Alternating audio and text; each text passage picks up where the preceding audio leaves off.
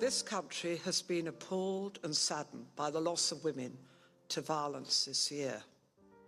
On average, one woman is killed by a man every 3 days.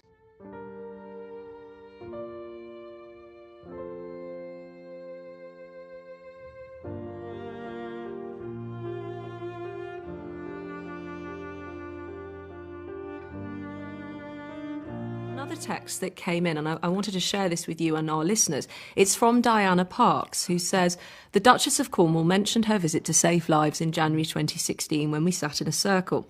I'm the mother whose daughter was killed by her ex-husband with the hammer in the children's school satchel. My grandchildren heard their mother being beaten to death. They're now 19 and 20 and have grown into two wonderful young people whom I'm so proud of. They have lived with me for the past nearly 10 years. I am very moved that the Duchess told me at a reception at Clarence House that it was my experience that had inspired her to lift the shroud of secrecy over the subject of domestic abuse." That message came in from Diana. I mean, that's just given me chills. As I say, it's given me goosebumps.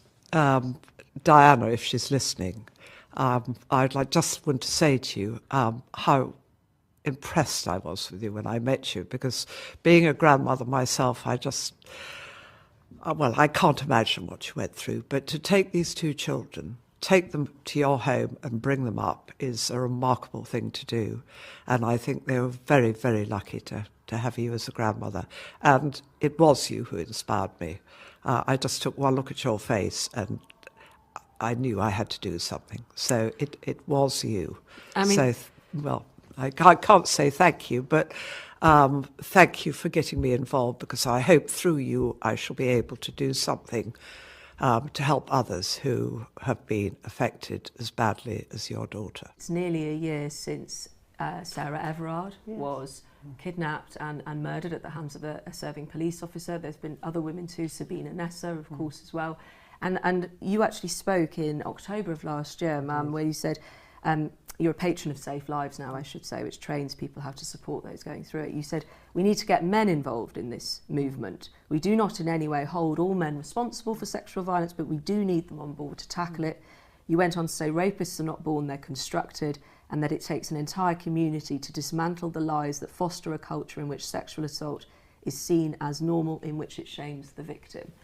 How important do you think it is to get that message out there, that we need a whole culture change? We do need a whole culture change, and I think we have to start at the beginning. I think children at school have got to be taught respect, and I think, you know, if you can teach, you know, boys respect for girls and vice versa, we would be the beginning of trying to solve this problem. I don't think in those days I really knew that much about domestic abuse, because it was something that we were all brought up to be. It was a very hush-hush subject, and it was a taboo subject. So to actually sit there and have somebody talking about it, well, I'll never forget that moment, and I don't think I would be as involved in it now if I hadn't met you. What was that like, I suppose, sitting with this audience? Well, Joe had been killed in 2010, so this was 6 years later.